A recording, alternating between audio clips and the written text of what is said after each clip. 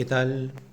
Mi nombre es Nahuel Sansol y en esta clase que nos convoca el día de hoy nos vamos a dedicar a hablar sobre conceptos básicos de ética y abordaje psicosocial en la terapia intensiva pediátrica. Para comenzar la clase del día de hoy, lo ideal es tratar de hacer un poco memoria sobre a qué se dedicaba la ética, qué era o qué es la bioética.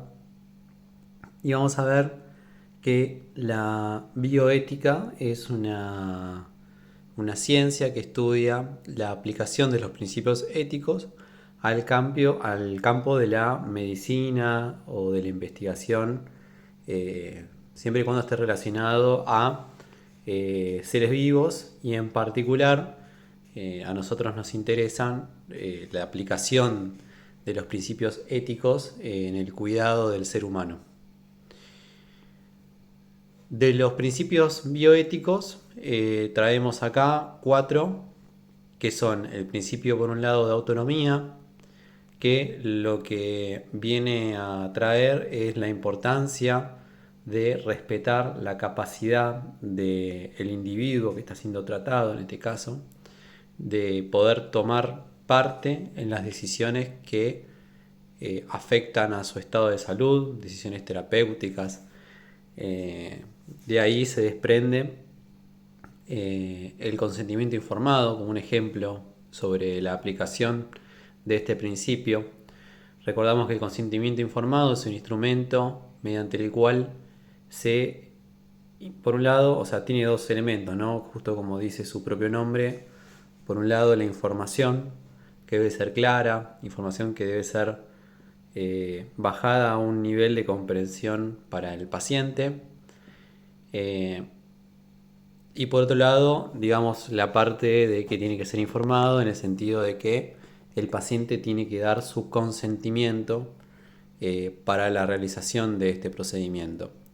En el caso clásico de los procedimientos quirúrgicos, tenemos un instrumento legal que es preciso que las familias firmen, que lo conocemos habitualmente como consentimiento informado quirúrgico, pero este consentimiento informado no es algo exclusivo de las intervenciones quirúrgicas, sino que si bien no tenemos un papel, si quieren, para cada procedimiento que hacemos con el paciente, es algo que tiene que estar presente en cada acción que realizamos por sobre, en este caso, el niño.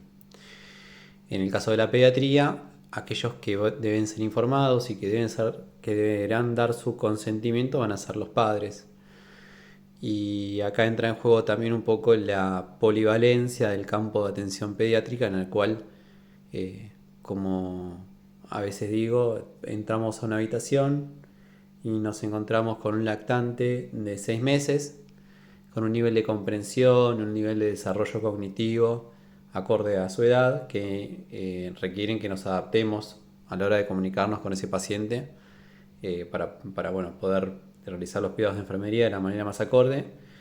Y podemos cerrar la puerta de esa habitación, ir a una habitación contigua y encontrarnos con un adolescente de 15 años de edad, con el cual podemos mantener un diálogo y podemos explicarle, también en la medida en la que él comprenda y bueno, y que él lo requiera, qué es lo que estamos haciendo, ¿no?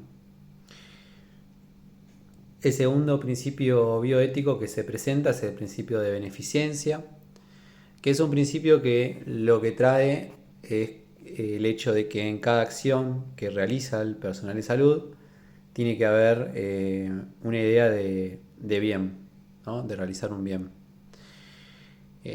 Si quieren, acá estaría metido el concepto de competencia profesional para poder realizar un procedimiento, ¿no? El cirujano es competente para realizar una cirugía. El médico imagenólogo no lo es, ¿no? Por eso el procedimiento quirúrgico va a ser realizado por una persona competente, ¿no? En el caso nuestro, de la enfermería, tenemos la figura del, si quieren, para hacer una comparativa similar, del licenciado de enfermería y del auxiliar de enfermería, siendo que cada uno es competente para realizar algunas tareas y bueno, la otra figura no. Primum non nocere, que es la frase que está a la derecha en latín, es una frase que fue enunciada por Hipócrates en la antigüedad y lo que quiere decir es, bueno, esta frase fue traducida del griego, ¿no? Lógicamente, lo que quiere decir es como primero no generar un daño, ¿sí? O sea, eh, lo mínimo a lo que podemos aspirar queriendo curar es a no dañar.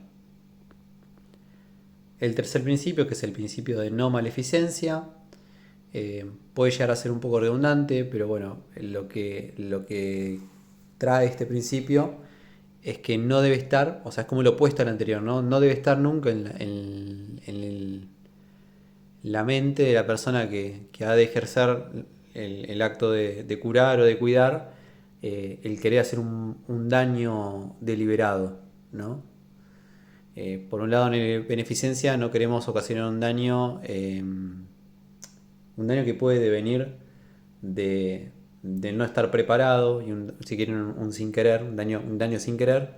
Y en el no maleficencia estamos hablando ya del concepto de dolo, ¿no? De lo que es legal, el concepto de intencionalidad de realizar un daño, ¿no? Esto no debe existir en la mente de la persona que va a ejercer cuidados de enfermería.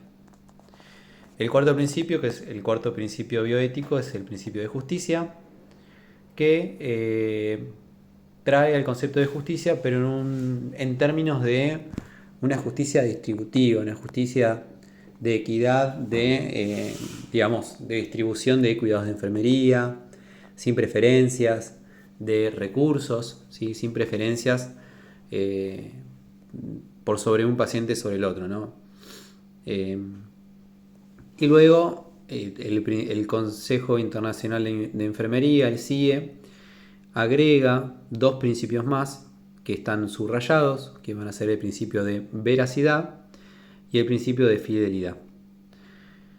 El principio de veracidad hace relación, digamos el ejemplo más claro es el de los registros de enfermería, a ser veraz con la información que registramos, con la información que transmitimos, ¿sí? No hace falta explicar mucho el porqué, la importancia de decirle la verdad a los padres de los chicos que atendemos. Bueno, o en el caso del adolescente, al mismo paciente, ¿no? Y el principio de fidelidad está relacionado con, digamos, serle fiel al paciente, y un ejemplo frecuente o fácil para explicar este principio es el del secreto profesional. Recordemos que el secreto profesional implica la obligatoriedad de conservar en secreto aquellos datos, aquella información que está relacionada con el tratamiento y la evolución de un paciente, y que solo puede ser quebrantado en casos muy puntuales en los cuales la información, digamos, que está relacionada al tratamiento del paciente le puede ocasionar un daño al mismo paciente o a un tercero. El ejemplo que se suele dar en las clases de bioética es el ejemplo de el paciente que quiere suicidarse o quiere hacer un daño a otra persona. Bien, eso más o menos, digamos, como para hacer un repaso, eran los principios bioéticos que traían, digamos, la ética, la deontología al escenario, y que me parece que es relevante que hagamos un repaso porque probablemente algunos de estos conceptos aparezcan más adelante. Acá tenemos ejemplos del quebrantamiento de estos conceptos, de estos principios bioéticos. Por un lado tenemos en la primera columna ejemplos y en la segunda columna aquel principio que se hubiera visto quebrantado, ¿no? Entonces, por ejemplo, la falta de información al paciente y la familia sería un quebrantamiento de alguna manera del principio de autonomía, ¿no? El autoritarismo terapéutico también estaría atentando contra el principio de autonomía, por lo que estuve explicando hasta hace un poquito. La comunicación escasa con la familia, el principio de autonomía, ¿sí? Podríamos también agregar al principio de veracidad, ¿sí? La falta de solidaridad y equidad, el principio de justicia, atención no equitativa, de nuevo el principio de justicia, decisiones más subjetivas que objetivas y técnicas, ¿no? Nuevamente el principio de justicia, omisión terapéutica intencionada, ¿no? No estamos haciendo un daño directo, pero estamos generando un daño, si quieren, no directo, ¿no? Entonces estaría viéndose quebrantado el principio de beneficencia. La desactualización de nuevos conceptos y tecnología, ¿sí? La pérdida de la competencia, de nuevo se vería alterado, quebrantado el principio de beneficencia. La falta de confidencialidad de datos, ¿no? De divulgar información implica un quebrantamiento del principio de fidelidad, así como el abandono del paciente. Los registros incompletos, ausentes o pobres de enfermería, ¿sí? Inventar signos vitales, estarían quebrantando el principio de veracidad. Y la falta de seguridad del paciente, el principio de no maleficencia. Bien.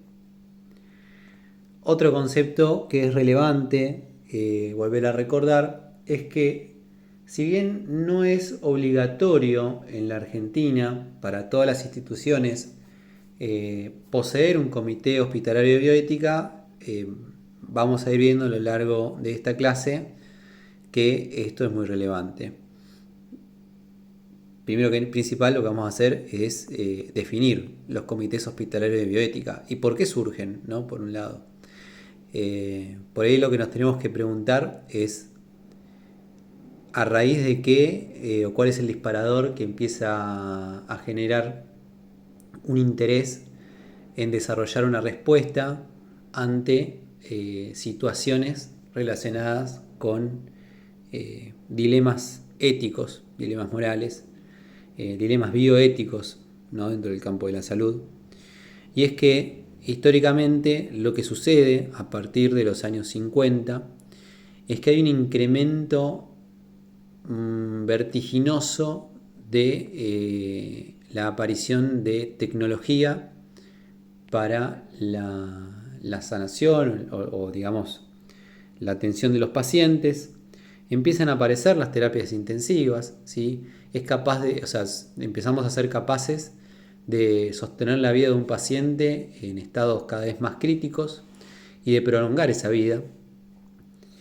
Y digamos, a raíz de todo esto, a raíz del aumento, digamos, de la complejidad de la tecnología, del desarrollo de medicamentos, empieza a generarse esta pregunta en la cabeza de las personas que, digamos, integrantes del servicio de salud que se encontraban en esos escenarios, de hasta qué punto realmente la aplicación o el esfuerzo terapéutico implican un beneficio o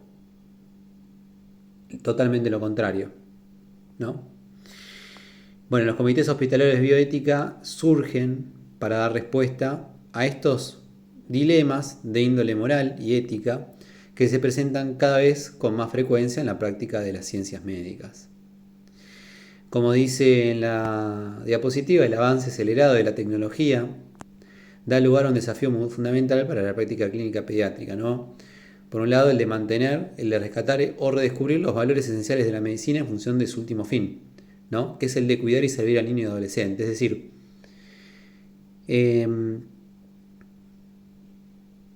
se busca, por un lado, dar una vuelta de rosca más hacia cuál es el objetivo de la medicina, ¿no? Si es meramente mantener con vida a toda costa o si es, no sé si por el contrario, pero otro camino que implica buscar una calidad de vida, ¿sí?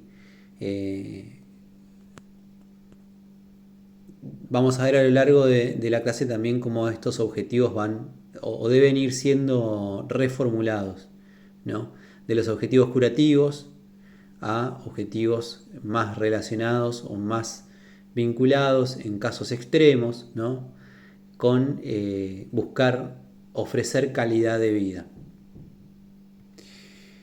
Bien, los comités hospitalarios de bioética son, justamente como dice la palabra comités, conformados por una diversidad amplia de profesionales que tiene como fin el análisis de determinadas situaciones en las cuales está involucrado un paciente. O sea, situaciones que representan un dilema ético. La idea es que el comité es personalizado, ¿sí? Es personalizado para cada caso y que están o deben ser conformados por una amplia gama de personalidades, ¿no? Deben ser interdisciplinarios, ¿sí? Tenemos ahí ejemplos, ¿no? Médicos de diversas especialidades, ¿sí? Dependiendo del caso, o sea, habrá que ver qué especialidad es pertinente a el caso en particular, ¿no? Personal de enfermería tratante, nosotros estamos pasando la gran mayoría del tiempo al lado del paciente y conocemos mejor que nadie el impacto que tiene el tratamiento sobre el niño.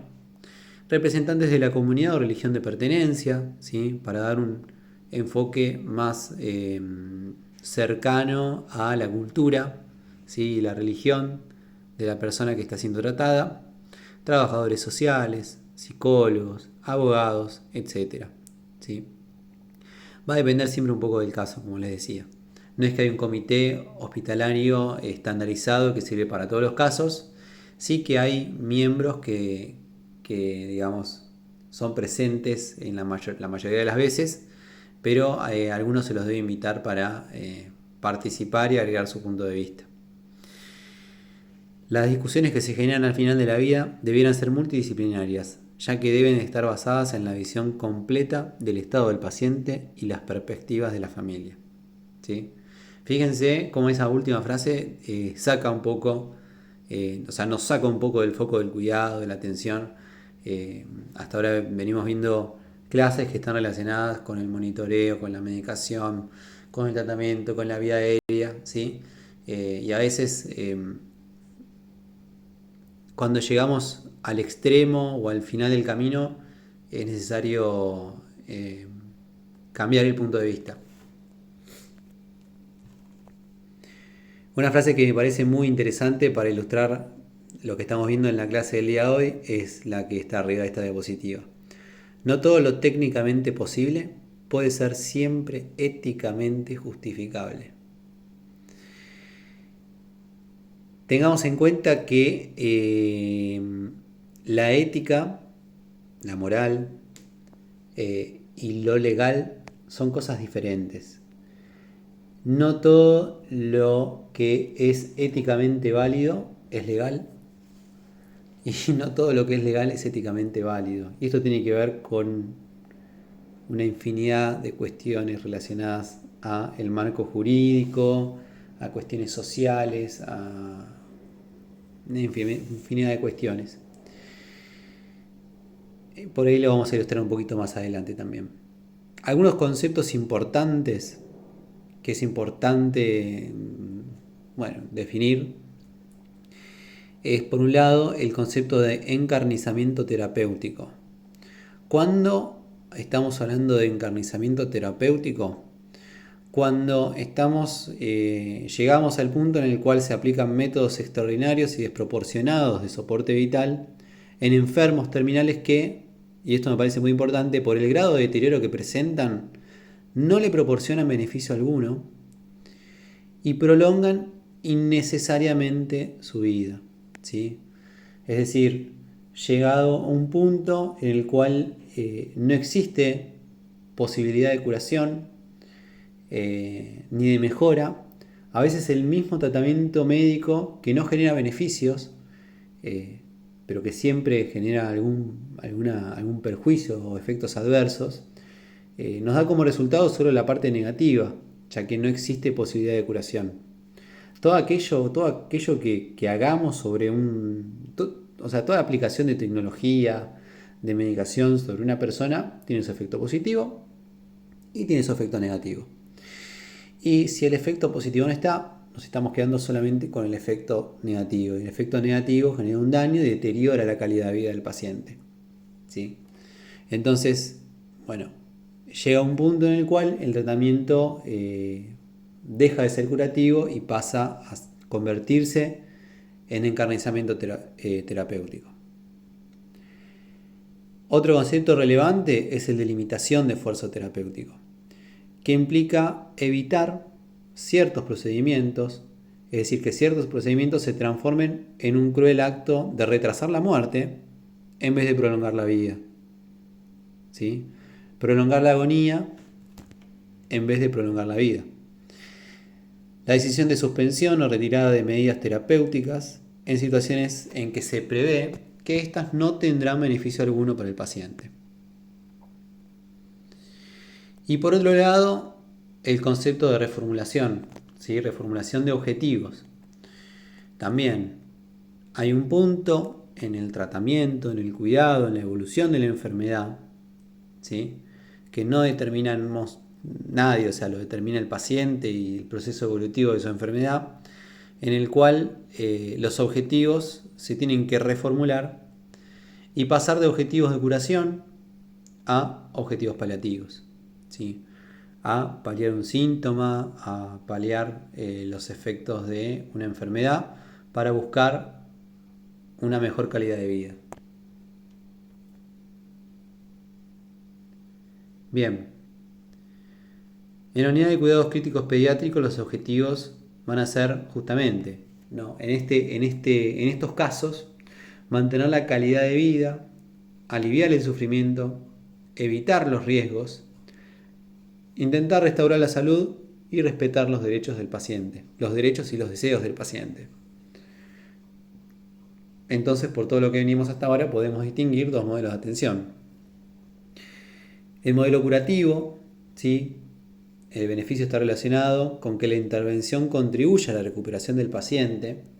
Este es el modelo clásico, el modelo más visto, el modelo al cual adherimos la mayoría de personas que trabajamos en la terapia intensiva, en la que estamos acostumbrados a recibir un paciente y hacer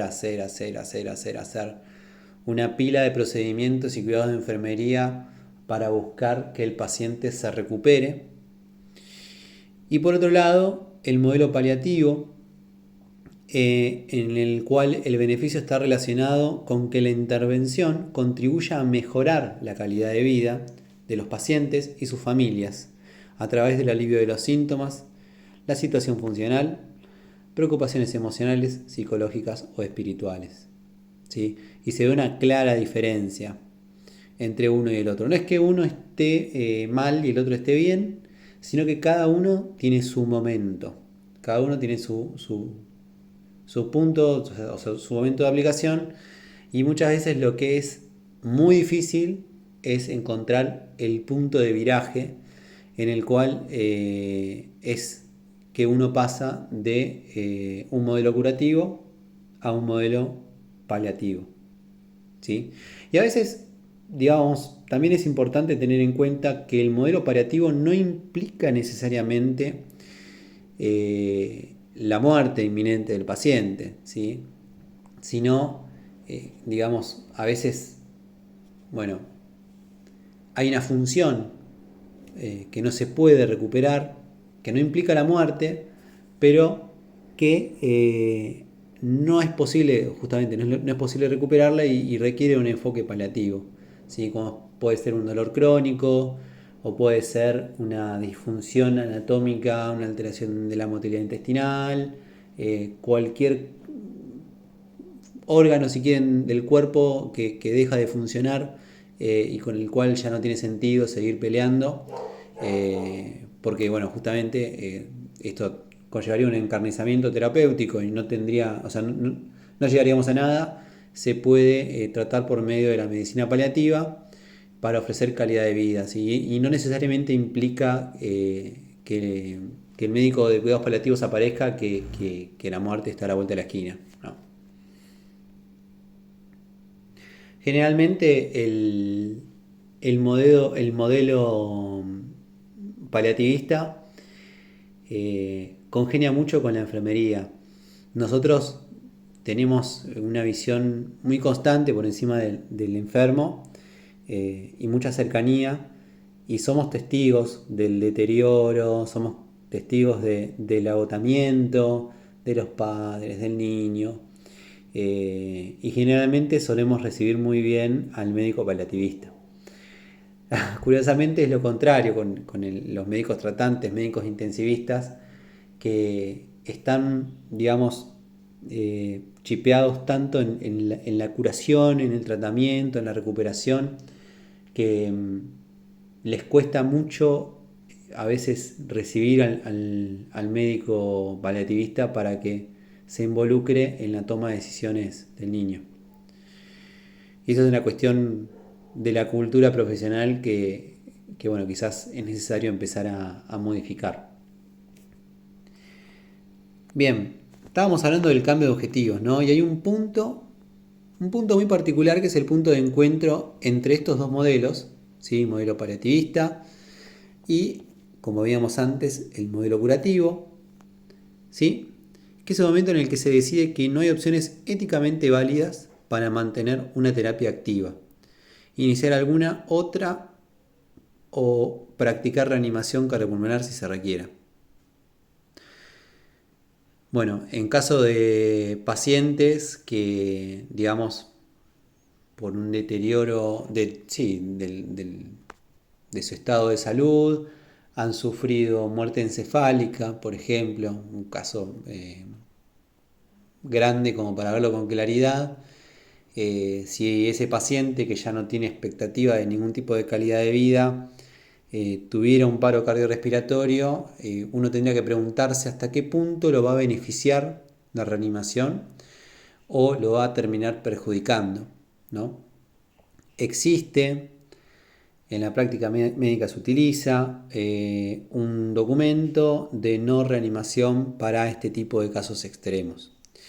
Si bien el personal de salud siempre tiene que velar por el interés del niño, siempre hay casos particulares, hay casos extremos en los cuales nos servimos de este tipo de instrumentos para ofrecer un poco más de dignidad a lo que le resta de vida a pacientes terminales, ¿no? El punto de encuentro, ese cambio de objetivos, depende de, por un lado, la evolución del paciente, como venimos mencionando, la falta de respuesta a diversos tratamientos, mejor conocimiento de la enfermedad de base, de las complicaciones presentes o futuras. Y una cuestión problemática en la pediatría es que, como dice abajo de todo, los padres y el equipo de salud pueden sentirse incapaces de hacer una transición formal hacia las intervenciones paliativas, tomando en cuenta que las intervenciones curativas y paliativas se consideran mutuamente excluyentes, y esto ya explicamos que no es así, que es muy difícil determinar cuándo un niño no responda a las intervenciones curativas y que las intervenciones paliativas se reservan para una fase de terminalidad y pronóstico de supervivencia a corto plazo. Bueno, esto ya se los expliqué hace un ratito. La medicina paliativa no implica el final de la vida. La medicina paliativa lo que viene es a traer confort, calidad de vida, ¿sí? Y bueno, básicamente eso. Muchas veces pecamos de pensar que la medicina paliativa está vinculada a la muerte y no necesariamente esto es así, ¿sí? Como venimos explicando. Bien, en algún punto los teóricos de la ética y la bioética empezaron a criticar lo que se terminó denominando ética principalista, que es la ética basada en los principios bioéticos. Y la principal crítica es que estos principios eran muy generales y muy vagos para la toma de decisiones, en el sentido de que muy difusos, ¿sí? Y es preciso establecer un modelo que permita analizar con más detalle cada situación en particular. Se busca un modelo más específico, ¿sí? Criticando el modelo de principios por ser muy generales y por sí solos insuficientes para guiar las decisiones morales. Y hay un autor que se llama Thomasma que propone un modelo distinto de análisis, que lo vamos a ver a continuación, de los problemas morales, el cual lo que trata de hacer es articular coherentemente los hechos y los valores que se dan en el interior de la relación médico-paciente. Este autor lo que plantea es un modelo de 6 etapas que trata de facilitar el análisis para la posterior toma de decisiones clínicas, ¿no? La idea de esto es que abrir un poco la cabeza para repensar la situación de cada paciente. Entonces describe 6 etapas. La primera etapa va a ser una etapa de describir, ¿sí? De investigar con meticulosidad todos los hechos del caso, ¿sí? La evolución del paciente, qué es lo que está pasando, qué ha sucedido, digamos, con su evolución, por qué, digamos, estamos también analizando el caso, ¿no? ¿Qué lo lleva al cuestionamiento ético y moral, ¿sí? Todo lo que es una búsqueda de información relacionada a la situación del paciente. La segunda etapa va a ser una exposición de las posturas que presentan el médico, la postura que presenta el paciente, la familia, el personal de enfermería y la institución respecto de la problemática clínica, ¿sí? Y, digamos, tomarse el tiempo de escuchar a cada una de las personas que están alrededor del niño y analizar cada una de las posturas. En un tercer punto, determinar qué valor moral o ético se ve amenazado. Posteriormente, determinar un posible curso de acción. En la fase 5, determinar un segundo posible curso de acción, ¿sí? Una vía alternativa, para posteriormente poder elegir por lo menos entre una de las dos, ¿sí? Cuantas más vías alternativas, mejor. Recordemos que la elección de la vía o la elección, digamos, del camino a seguir tiene que tener en cuenta el entorno social, cultural y la historia del paciente, ¿no? Y también, digamos, haciendo alusión al principio de autonomía, a los deseos del propio paciente. Finalmente, la defensa de la elección realizada a partir de los valores que lo fundamentan. Lo que dice el autor es que si los profesionales de la salud lograran seguir estas fases, podrían adoptar una decisión clínicamente ética y válida. Básicamente es un modelo que si lo observamos es eso, o sea, nos trae un poco a la reflexión, ¿sí? Bien. A lo largo de esta clase fuimos planteando varias dudas y varias situaciones, describimos los aspectos más básicos de la ética y la bioética y la situación problemática que afrontan algunos niños en la sala de cuidados críticos. Y a continuación lo que vamos a hacer es escribir un poco, algunas respuestas que se han ido descubriendo para el manejo de este tipo de circunstancias. Entonces, acá lo que tenemos son estrategias para el manejo del niño gravemente enfermo. Por un lado, como venimos diciendo, considerar la limitación del esfuerzo terapéutico, y este concepto ya lo definimos, como una decisión ético-clínica, ¿sí? Luego, incorporar la toma de decisiones éticas como un proceso, ¿sí? Podemos aplicar o incluir el modelo que les acabo de leer en la diapositiva anterior y les acabo de explicar. Y consideremos que el niño posee dignidad como sujeto, con derechos propios que no deben ser menospreciados. Reconocer al paciente y reconocer a la familia como centro del proceso de toma de decisiones éticas, ¿sí?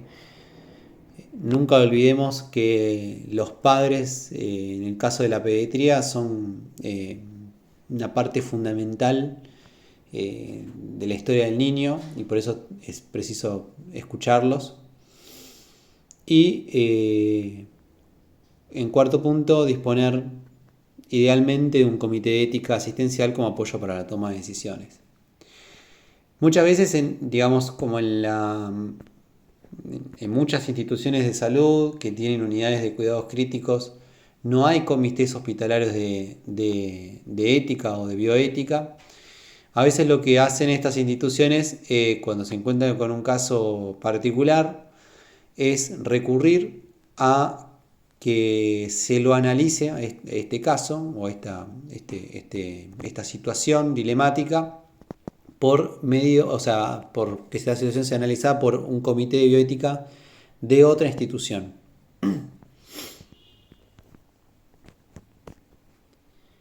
Bien, es fundamental también desarrollar habilidades de escucha activa, ¿sí?, con el niño enfermo.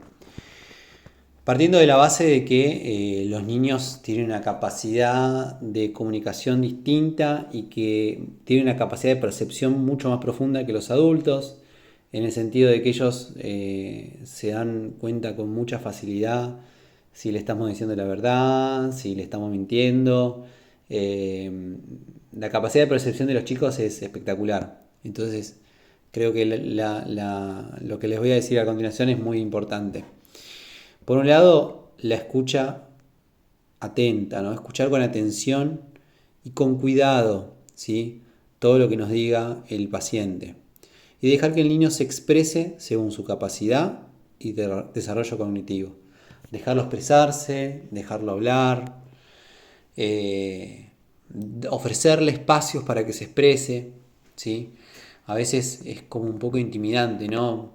Nosotros no estamos de ese lado, pero traten de imaginarse por un momento encontrarse del otro lado de la cama, ¿sí?, acostados en una cama en la que viene gente y te hace cosas y te habla y bueno, es intimidante. Entonces a veces es muy positivo tratar de generar espacios calmos, bajar los estímulos, para poder darle la posibilidad a ese niño a que se exprese, ¿sí? Bueno, el segundo parece una obviedad, ¿sí? Pero bueno, es algo que se ve mucho en internación y es no mentir, ¿sí? Siempre ir con la verdad. Eh, la mentira más común en la pediatría es esto no duele, ¿no? Cuando vamos a poner una vía, cuando vamos a sacar sangre, cuando vamos a aplicar un inyectable. Y eso no es verdad. Pinchar duele, sí. Por ahí le va a doler menos de lo que él cree. Si eso se lo podemos decir. El hecho de tener que pinchar genera mucha angustia y miedo. Pero no le podemos decir nunca, por ejemplo, a un paciente que no le va a doler, ¿sí? Lo mismo para cualquier otro procedimiento, ¿no? ¿Qué vamos a hacer? Y vamos a poner, siempre adaptándolo al nivel de comprensión del niño, ¿no? Y no dando información de más. Tiene que ser la información justa y necesaria para satisfacer las necesidades del chico, ¿no? Utilizar términos comprensibles y adaptados a los niños, ¿sí?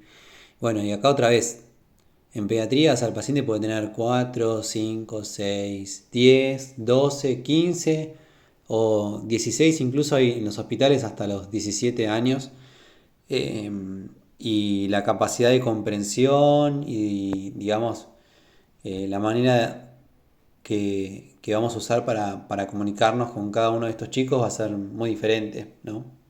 Cuanto más chiquitos, por medio del juego, y a medida que sean más grandes, eh, con una conversación un poco más, si fuera necesario y si el niño lo requiriera, más detallada.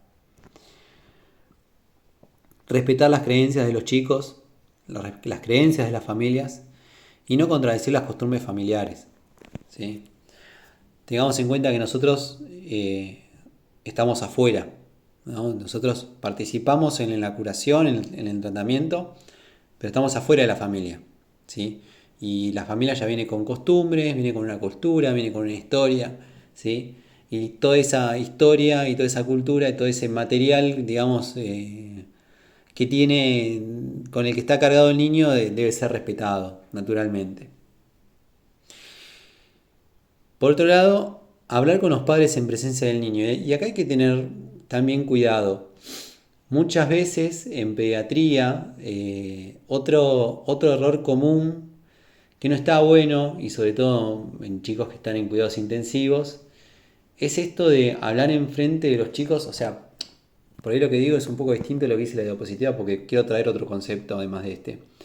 Y es que a veces uno comete el error de hablar enfrente de los chicos de cuestiones que tienen que ver con su tratamiento, con la salud o con la evolución de la enfermedad, eh, pensando ingenuamente que el niño no nos está escuchando.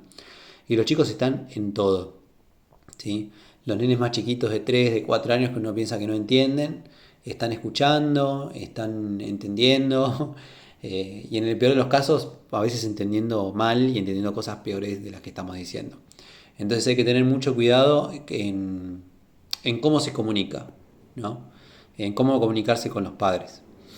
Eh, Cuando vamos a hablar, digamos, cuestiones que tienen que ver con cosas que no es beneficioso que el niño sepa, como a veces los padres nos preguntan detalles que a ciertas edades no está bueno que los chicos escuchen. Entonces, bueno, hacerse el lugar de salir afuera, hablar, ¿sí? Y recordar que el chico está ahí, escucha y es un individuo que está atento a lo que estamos diciendo. No usar frases hechas y vacías de contenido, ¿no? Como, bueno, ya vas a estar bien, ya te vas a curar, todo va a estar bien. Y bueno, uno que sabe, ¿no? Si todo va a estar bien y si se va a curar. Uno no tiene ni la bola de cristal y ni puede pretender tenerla. Entonces, digamos, ser muy cautelosos y medir mucho las palabras que se van a usar. Eh, Todo este tipo de cuestiones relacionadas a la comunicación vacía de sentido, es percibida por el chico y a veces genera una falta de confianza, ¿no? Y recordemos que estos van a ser pacientes crónicos, pacientes con internaciones largas, pacientes con los que vamos a tener que compartir mucho y pacientes con los cuales nos tenemos que ganar un poco la confianza. Así que esto es importante. Comunicarse siempre con empatía y calidez, responder con honestidad a las preguntas del niño, ¿sí? Pero ojo, y esto me parece también muy importante, y lo fui remarcando, dice, pero no ir más allá de sus preguntas, responder con la verdad adecuada al niño y a cada momento, ¿sí? Adecuada al niño y a cada momento. Todo tiene un momento y un lugar, y cada cosa que el niño necesite saber nos lo va a hacer saber él mismo. O sea, en la medida que él nos vaya preguntando, le iremos contando, y no hay que...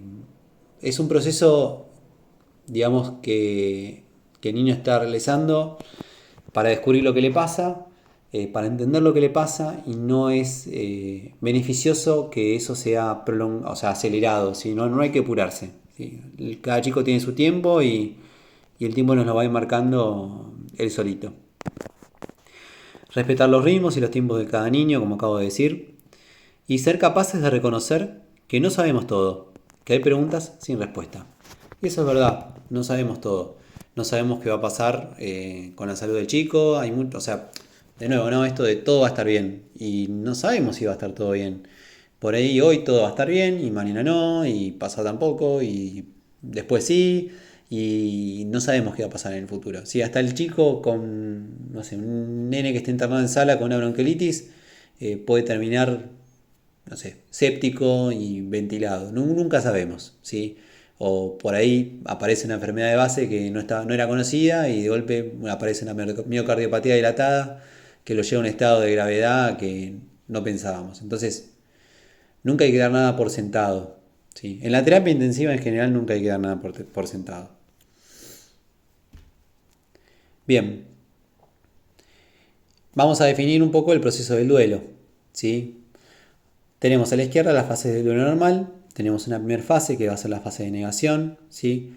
En la que la persona que está padeciendo el duelo niega, ¿sí? Desconoce lo que está pasando, se olvida, lo rechaza, no lo acepta, ¿sí? No acepta lo que está sucediendo. Una segunda etapa que es una etapa de enojo, ¿sí? Con hostilidad hacia los demás, a los que no les pasa lo mismo, o hacia el ser querido causante del dolor. Y acá a veces también pecamos mucho de decir, hablar de los papás y opinar. Si no, los papás de tal son un caño, están enojados, son un garrón, porque, bueno, hacer comentarios y la verdad es que uno no está en la piel del otro. O sea, uno va a trabajar y después a su casa y dormís en tu cama y, bueno, hay que pensar que el padre de ese niño está en la habitación 24/7 y por ahí lo despertaron en la madrugada porque el chico es en una crisis bueno, pasó algo y hubo que intervenirlo.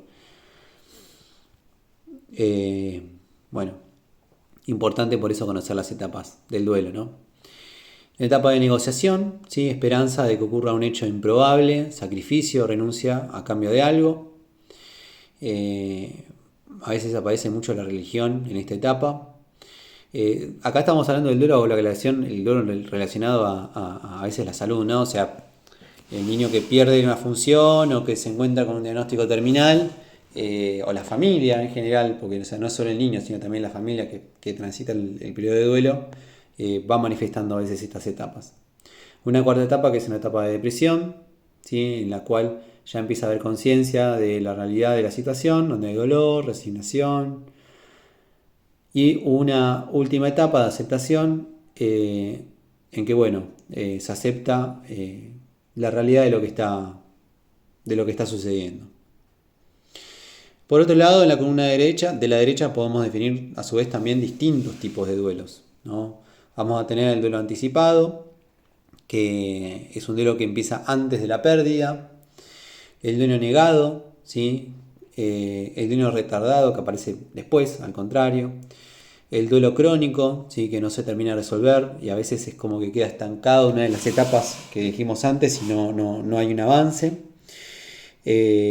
Y por otro lado, algo que es un poco más extraño, que es el duelo complicado, en el cual hay una respuesta emocional anormal, que tiene que ver con los mecanismos intrínsecos de la persona, los mecanismos psicológicos para poder transitar el duelo.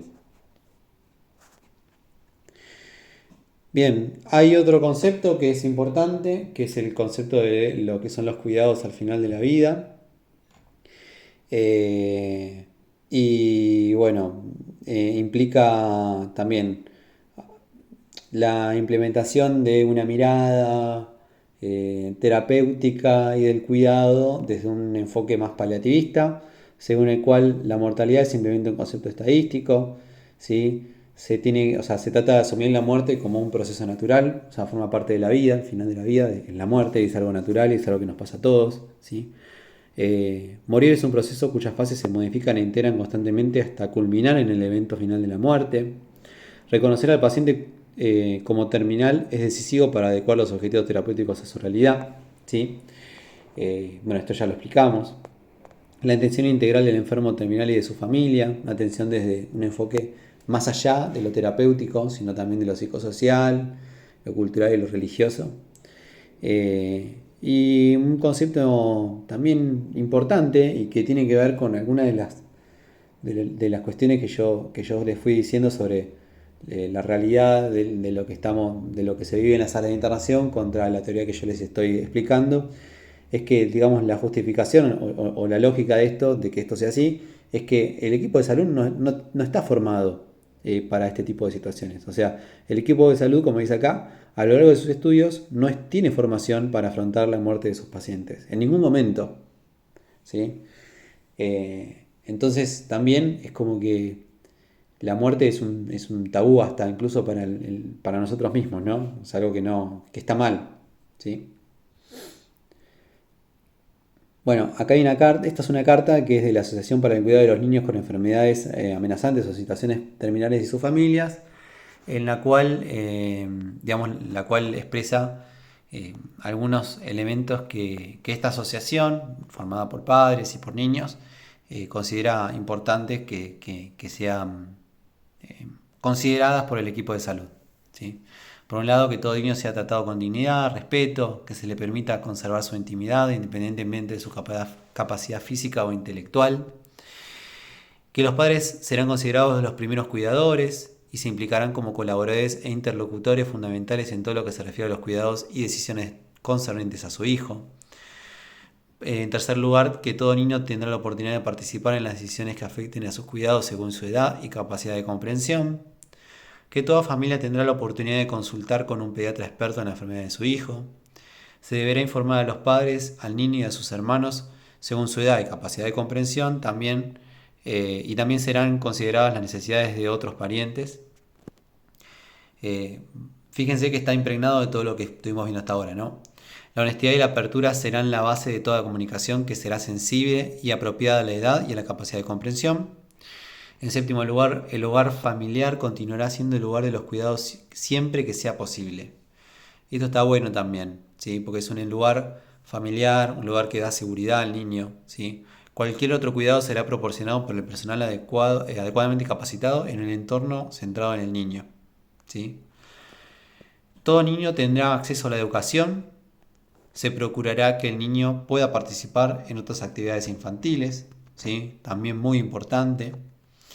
Cada familia tendrá como referencia a un profesional clave que les facilite la elaboración y el mantenimiento de un sistema adecuado de apoyo. Toda familia tendrá acceso a un cuidado profesional en su propia casa o en un hogar especializado para toda la familia y con un soporte médico y de enfermería adecuados. También dispondrá de una enfermera pediátrica en casa cuando sea necesario. Toda familia tendría que tener también la facilidad para ser aconsejada para obtener ayudas económicas. Tener acceso a ayuda doméstica en situaciones de estrés. Y debería ofrecerse también apoyo en el duelo a toda familia y mantenerse todo el tiempo que sea necesario. Todo esto basado en experiencias, ¿no? que han tenido familias que forman parte de dicha asociación. Por otro lado tenemos a la Academia Americana de Pediatría, que enuncia los siguientes principios relacionados a lo que es cuidado de final de la vida, por respeto de la dignidad de los pacientes y sus familias, ¿sí? Tener en cuenta sus deseos y preferencias, el acceso a cuidados paliativos competentes, ¿sí? Poner los medios para mejorar la calidad de vida del niño y su familia, ¿sí? De vuelta, el foco en la calidad de vida, ¿sí? Y eso también es otro concepto que es interesante, ¿no? Y dice respite care, que es como el cuidado de la respiración, en el sentido del alivio, ¿no? De poder respirar, que la familia pueda respirar tranquila. Y tiene que ver con proporcionar al niño los cuidados que necesita por el personal cualificado para que los cuidadores habituales, que son los papás, ¿sí? O el familiar que esté a cargo, pueda descansar y recuperarse, ¿sí? Y estar tranquilo de que su hijo está atendido bien, ¿sí? Cuidar a los que cuidan. Fíjense que acá aparece un poco también un concepto que es muy relevante, y es que el equipo de cuidados paliativos, ¿sí? A veces, digamos, tener en cuenta que no hace falta tener una especialidad en cuidados paliativos, ¿no? En la terapia intensiva eh, compartimos en nuestro día a día con pacientes terminales y también estamos incluidos, ¿no? O estamos dando de alguna manera cuidados paliativos sin por ahí ser conscientes, ¿no? Y es importante que lo que dice acá, ¿no? O sea, corresponde al equipo de cuidados paliativos dar soporte a los profesionales sanitarios que cuidan al niño, ¿sí? O sea, el mismo equipo de cuidados paliativos también tiene que considerar al equipo de salud, ¿sí? La atención psicológica del equipo de salud que está prestando cuidados al niño, ¿no? A las enfermeras, enfermeros, ese médico, ¿sí? Principalmente de vuelta, personal de enfermería, que está en contacto constantemente con el niño y que se ve irradiado con toda la negatividad que viene de una situación tan angustiante como un proceso de morir de un niño. Mejorar el apoyo profesional y el social a los cuidados paliativos pediátricos. Bien, también relevante e interesante en este enfoque, ¿no? De los cuidados del final de la vida. En los momentos finales de la vida de un niño, los padres pueden tomar decisiones en cuanto a cómo, a dónde, a cuándo y con quién, de acuerdo con sus principios, su realidad y sus valores, ¿sí? ¿Qué es lo que queremos decir? Cómo, ¿sí? En la medida de el cómo transitar, ¿no? Evitar el dolor, evitar la soledad, ¿sí? Tratar de que el chico esté siempre acompañado por familiares, por sus padres, siempre que sea posible, ¿sí? Atendiendo a su higiene personal básica también, ¿no? Por cuestiones de dignidad, asegurando que esté cómodo y presentable entre los demás, que se sienta acompañado, que se sienta bien, ¿no? ¿Dónde? Y bueno, no solo se muere en instituciones, ¿no? Existe también la posibilidad de morir en casa. El hospital da más seguridad, ¿sí? Hay más cercanía, digamos, la familia a veces se siente más contenida en el sentido de que está rodeada por el equipo de salud, y esto da más seguridad. Eh, pero bueno, no es el único entorno posible, ¿no? La casa, por otro lado, da más cercanía, ¿no? Y permite estar rodeado de familia y de los objetos, ¿no? Y un entorno un poco más amigable al niño. El cuándo, ¿sí? Cuando llegue el momento, pero el respeto a su dignidad supone tanto, ojo, y esto es también clave, un concepto clave muy importante de la clase de hoy, que no acelerar como no retrasar el proceso de muerte. El cuidado paliativo no retrasa ni acelera el proceso de muerte. Si esto no está en manos del equipo de salud, esto es algo que pertenece al niño. ¿Sí? El niño morirá cuando tenga que morir, digamos, irá cuando se tenga que ir, pero nosotros lo que ofrecemos, o sea, lo que se ofrece desde cuidados paliativos, lo que ofrece el equipo de salud es que en ese proceso, digamos, se cumplan con todas las cosas que venimos diciendo hasta ahora, ¿sí? Pero es importante, o sea, nosotros, el equipo de salud no acelera ni retrasa el proceso de morir, ¿sí?